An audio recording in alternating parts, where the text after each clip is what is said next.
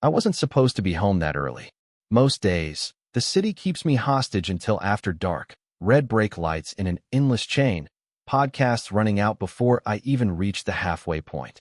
But that day, the sky cleared, traffic thinned, and my boss let me go an hour early. On the drive back, I actually felt light. I thought about surprising Anna. I imagined slipping my arms around her from behind, kissing that soft place between her shoulder and neck, and saying something corny like, "Guess who beat traffic?" But the second I stepped through the door, the mood shifted. The TV was on in the living room, volume turned so low it was practically a ghost. A mug sat on the coffee table, steam still curling from the rim, like someone had just left it. Our apartment was spotless, too spotless. The pillows were perfectly fluffed, the blanket folded neatly over the couch. It looked staged, and the air felt wrong, like a room that had just swallowed a secret. "Anna," I called, trying to sound casual. "Hey," she called back from the kitchen, voice quick, too bright. "You're home early." When I walked in, she was standing by the counter with her phone in both hands. The moment our eyes met, she clicked the lock button and set it face down on the counter, smiling wide, but it didn't reach her eyes. "Traffic was kind," I said, dropping my keys into the bowl. The clatter sounded too loud in the small kitchen. "That's nice," she said, turning back to the kettle even though the water was already boiling. "I was just making tea." "Chamomile again?" I asked. She nodded, tearing open the packet carefully, like she didn't want the sound to break whatever fragile thing was in the room. The kitchen smelled faintly of lemon soap and last night's vanilla candle. Her shoulders seemed too high, like she was holding her breath through her collarbones. I leaned against the counter and pretended not to notice the phone lying there between us, a silent black rectangle. Face down isn't a crime, I told myself. People are allowed to set their phones however they want. "How was your day?" she asked, a little too quickly. "Meetings, emails, the thrilling life," I said with a shrug. She gave a quick laugh, polite, almost relieved, then turned to pour the tea. "We had dinner together like always." She asked about work. I told the usual stories, but something about the conversation felt staged, like we were both reading from a script we'd performed 100 times. And every few minutes, I saw her eyes dart toward the counter, where her phone still sat, screen down and quiet, like it was hiding something. "Everything okay?" I asked casually. She glanced up, almost startled. "Yeah, why?" "You just seem a little distracted." "Long day," she said quickly, and smiled that too bright smile again. We cleaned up, washed the dishes side by side, and even put on a movie. Something light, something we'd seen before. She curled up at the far end of the couch, her feet tucked under her, one hand brushing her pocket every now and then, like checking that the phone was still there. I tried to tell myself I was imagining things, but the distance between us felt heavier than the couch itself. Around 10, she excused herself to take a shower and brought the phone with her. The sound of water running was steady, but at one point music started playing for just a few seconds before cutting off abruptly. When she came back, her hair was damp, her robe belted tight. She smelled fresh and distant, like clean laundry on a cold day. She sat closer this time, laughed at a joke near the end of the movie, and for a moment I almost convinced myself I'd overthought the whole thing. We went to bed like nothing was wrong. But around midnight, I woke up. Her side of the bed was empty. The sheet was still warm, which meant she had just left. I sat up, heart already beating faster, and listened. The apartment was quiet except for the faintest sound, a whisper of light spilling from under the living room door.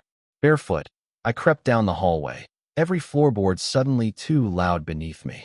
The glow under the door was pale blue, her phone screen. I stopped just inches from the door, holding my breath. Her voice floated through, soft, playful, the way she used to sound with me, back when we stayed up until sunrise just talking. She asked a question, her tone lifting at the end, and then she laughed, a quiet, breathy laugh I hadn't heard in months.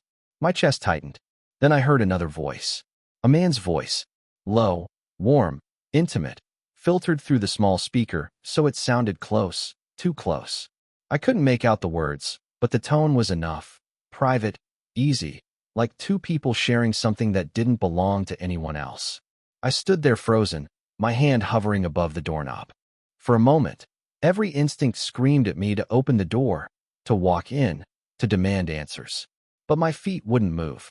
I just stood there in the dark, listening to her laugh with someone who wasn't me. When she finally said goodbye and the screen went silent, I slipped back into the bedroom and lay down, forcing my breathing to stay slow. A minute later, she came back, her phone still in her hand, and slid under the covers. She smelled faintly of tea she never drank. I stared at the ceiling until the first light of dawn crept through the curtains, my mind racing. I didn't know who she was talking to. I didn't know what she was hiding. But I knew one thing. Tomorrow night, I wouldn't just listen. Tomorrow night, I'd find out the truth. The next night, I didn't even try to sleep. I lay on my back staring at the red digits on the clock, watching them flip, 11:58, 12:09, 12:23, each one a little hammer hitting my chest. I told myself all day I would stay calm, that tonight was just about observation. But the longer I waited, the more it felt like the whole apartment was holding its breath with me. At 12:27, Anna moved.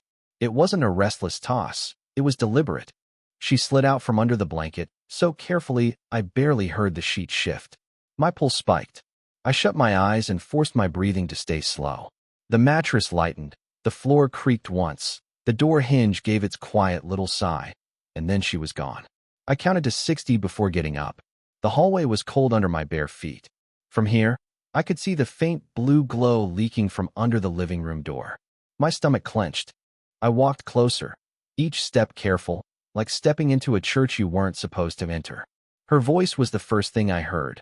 Low, soft, almost teasing. Then his. A man's voice. Deep, warm, with that slight distortion that comes through a speakerphone. The sound hit me like a punch. There it was again, proof it hadn't been a dream. I pressed my ear to the door.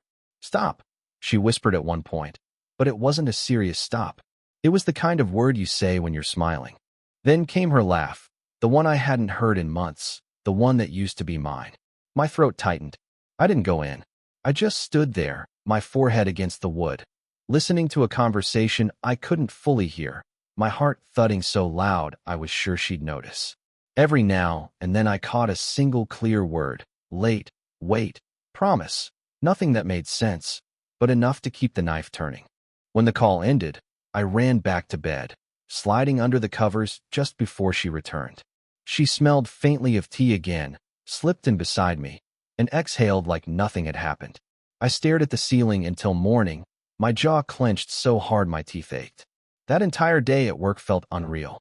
My emails blurred, my coworkers sounded far away. All I could hear was that man's voice. All I could see was her smiling in the glow of the phone, laughing like I was no longer in the picture. By afternoon, I'd made a decision. If I was going to confront her, or even confront myself, I needed proof. Real proof, not just half-heard whispers in the dark. That night, after dinner, I dug through our junk drawer until I found the old digital recorder we used for work calls years ago. It still worked. I tested it once, hearing the click of the button, the tiny red light blinking alive. My stomach twisted, but I knew I couldn't back out now.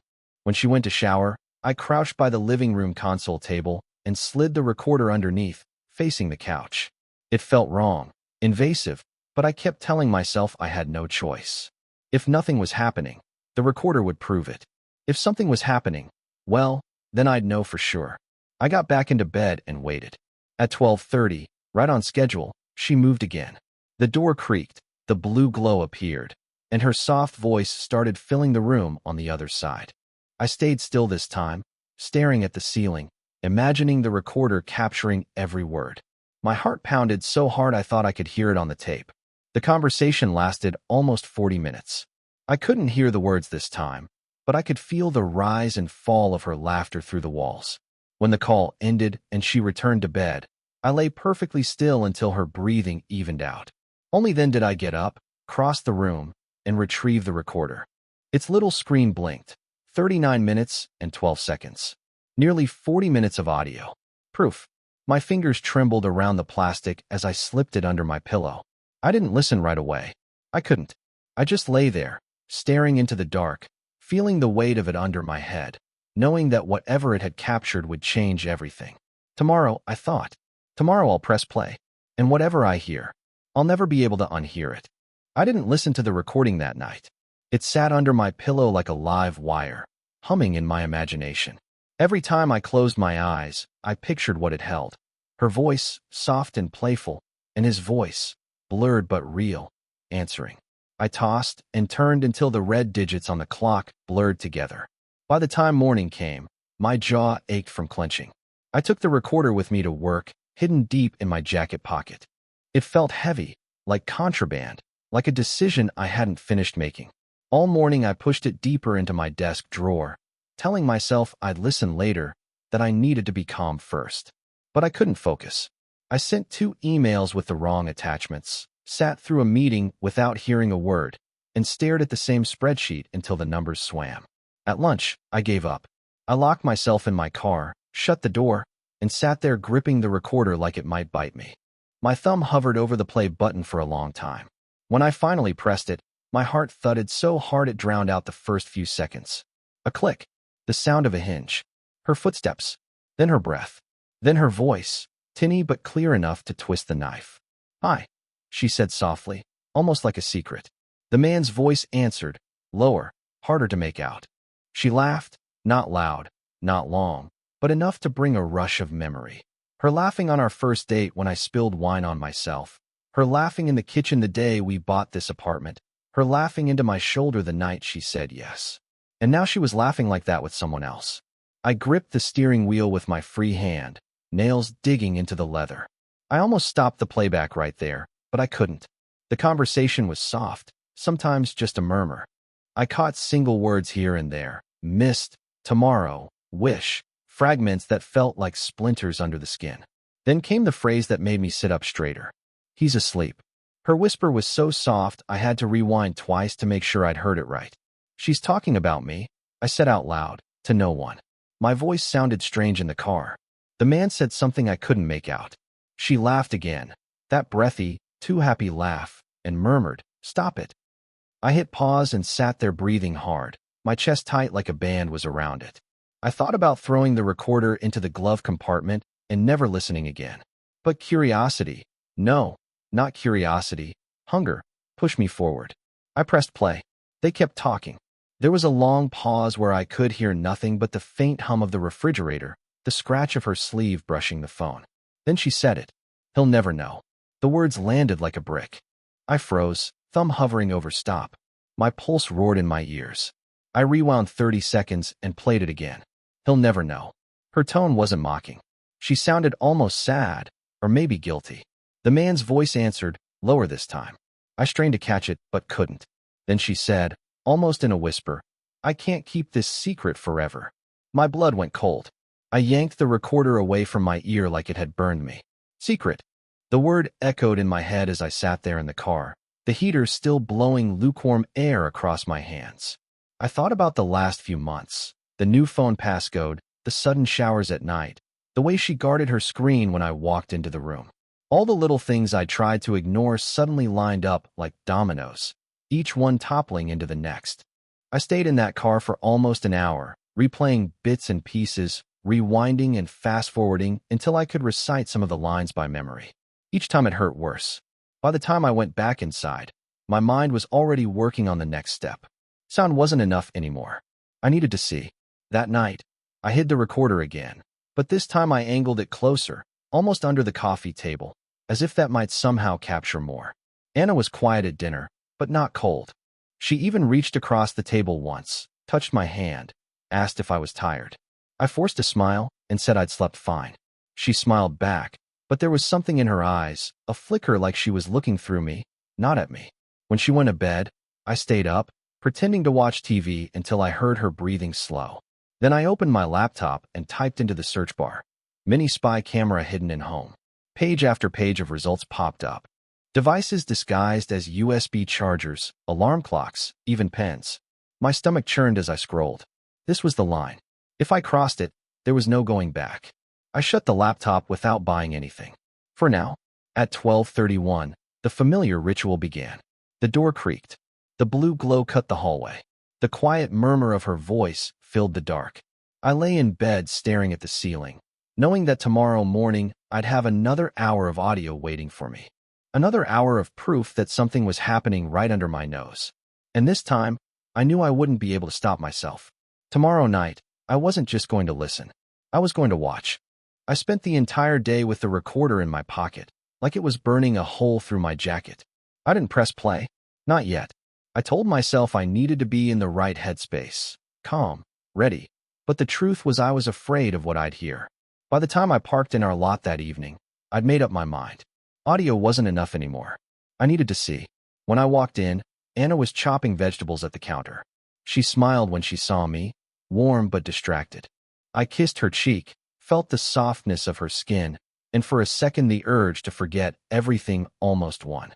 But then I saw her phone on the counter, face down, and the memory of last night came roaring back. "Traffic bad?" she asked. "Same as always," I said, hanging my jacket and trying to keep my voice steady. Dinner felt painfully normal. Too normal. She asked about work, laughed in the right places, reached for my glass to refill it without asking. It was almost enough to make me doubt everything, until I saw the faint buzz of her phone on the counter and the way her eyes flicked toward it just a second too long. When she went to shower, I moved.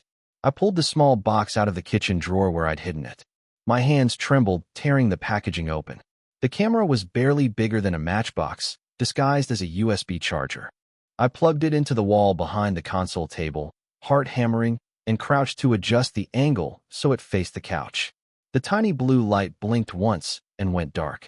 I wiped my palms on my jeans and forced myself to sit on the couch before she came back, pretending to scroll my phone. Every second felt like an hour until I heard the bathroom door open and the sound of her bare feet on the hallway floor. When she sat down next to me, my throat went dry. I kept my eyes on the TV, but all I could think about was the silent camera recording from just a few feet away. "Movie tonight?" she asked. "Sure," I said, voice flat. We picked something light. She curled up next to me, head on the armrest, scrolling occasionally. Every time she smiled at something on her phone, a cold wave went through me. I wanted to grab it from her hand, to see what she was looking at. By the time we went to bed, I felt like my heart had been running a marathon. At 12:30, I heard the sheets shift. She slipped quietly out of bed, careful not to wake me. Except I was wide awake, staring at the ceiling. The hinge gave its quiet little squeak, the hallway floor creaked, and then the faint glow of the phone filled the living room. I didn't move. I didn't follow. I stayed in bed, gripping my phone, staring at the app's live feed. The screen lit up with a grainy image of the living room. Anna sat cross-legged on the couch, hair loose over her shoulders, phone propped against a mug. The camera caught her profile, the curve of her mouth as she smiled. "Hi," she said softly. I turned the volume up as high as it would go. A man's voice answered, faint but unmistakably male. My chest tightened. I watched her tilt her head, laugh quietly, brush her hair behind her ear. Her whole body language was soft, open, familiar, like I was watching an old version of her I hadn't seen in months. 10 minutes passed. 15. I couldn't look away. At one point, she said, barely above a whisper, "I can't keep this much longer." The man's reply was muffled, but I caught the word soon. Then she said it. "He'll find out eventually. We can't hide it forever." I paused the video. The room was so quiet I could hear my own pulse in my ears. Hide what? I pressed play again, desperate for more context. But there was nothing clear, just small talk, quiet smiles, the kind of soft laughter that made my stomach twist. When she finally said goodbye, she sat for a moment just staring at the phone screen, then locked it and went back to the bedroom. I scrambled to close the app before she opened the door, shoved the phone under the blanket, and pretended to be asleep. She slid in next to me, smelling faintly of tea, and lay still. I stayed awake until dawn. Every scenario played in my mind like a movie I couldn't stop. Asking her directly, accusing her, packing a bag, walking out. In some versions she cried, swore nothing was happening. In others, she admitted everything and I left anyway. But no matter how many endings I imagined, I kept coming back to the same thought. I still didn't know the whole truth. When the alarm went off, I got out of bed and went straight to the console table. My hands shook as I unplugged the camera. The recording was saved to my phone. 1 hour, 12 minutes, 34 seconds. I almost pressed play right there in the hallway, but stopped myself. Not yet. I'd watch it tonight, when I was ready. And then, I'd decide what to do. I didn't sleep the night before. The decision had already been made. I just lay there in the dark, staring at the ceiling, going over every version of how tonight might end. I imagined shouting. I imagined her crying. I imagined myself walking out with a bag and never looking back. By the time morning came, my stomach felt like it had been tied in knots. I waited until she left for work before I sat at the table and took out everything. The recorder, the camera, my phone. I lined them up like evidence in a courtroom. My hands shook as I pressed play on the last recording. I heard everything again. Her voice, soft, laughing, his voice answering in that warm, too familiar tone. And then the words that had been replaying in my head since the night before. He deserves to know, but not like this. It wasn't enough anymore to just listen. Tonight, I was going to ask. All day, I rehearsed the words in my head. Who is he? What are you hiding? How long has this been going on? By the 5th hour, my questions turned to accusations. By the 8th, they turned to ultimatums. When I got home, Anna was in the kitchen making tea. Hey, she said, smiling. I didn't answer right away.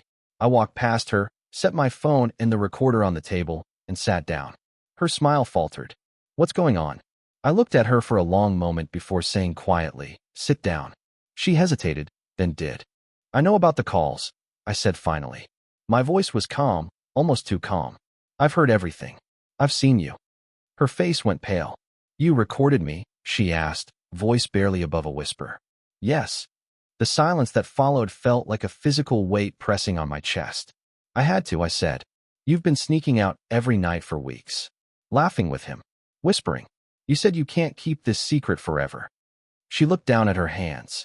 For a long moment she said nothing. Say something, I demanded louder now. Finally, she spoke. It's not what you think. I let out a humorless laugh. You're really going to say that? She looked up at me then, and her eyes weren't guilty, they were scared. If I tell you, she said softly, everything will change. It already has, I snapped. She swallowed, then said quietly, it's about your brother. The words landed like a punch to the chest. I felt heat rising to my face. What about him? She shook her head. I can't tell you alone. You need to hear it from both of us.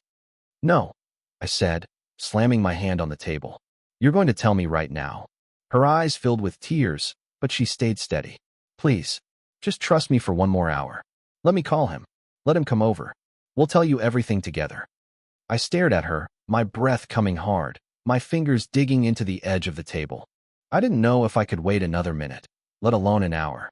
But something in her voice, the desperation, made me hesitate. Call him, I said finally, through clenched teeth. She picked up her phone with trembling hands, found his name, and hit call. The ringing filled the kitchen, so loud in the silence that it made my pulse jump. I stood there, my jaw tight, staring at the screen as it rang once, twice. And then it connected. Hey, my brother's voice said through the speaker. Anna glanced at me, then back at the phone. Can you come over? She asked softly. There was a pause. Yeah, he said slowly. I'll be there in 20. She hung up and set the phone down. I didn't sit. I couldn't. I paced the kitchen, my heart hammering. 20 minutes felt like 20 years. Anna sat perfectly still, her hands folded, her eyes on the table. When the doorbell finally rang, I thought my chest might split. Anna stood and opened the door. My brother walked in, looking between us, his brow furrowed. What's going on? He asked. I turned to Anna. Tell me. She nodded, took a deep breath, and started to speak. But that's where the recording ends. That's where I stopped telling you my side. Because what came next? I still don't know if I'm ready for anyone else to hear. What would you have done? Would you have walked away before hearing the truth, or stayed to face it, no matter what it was?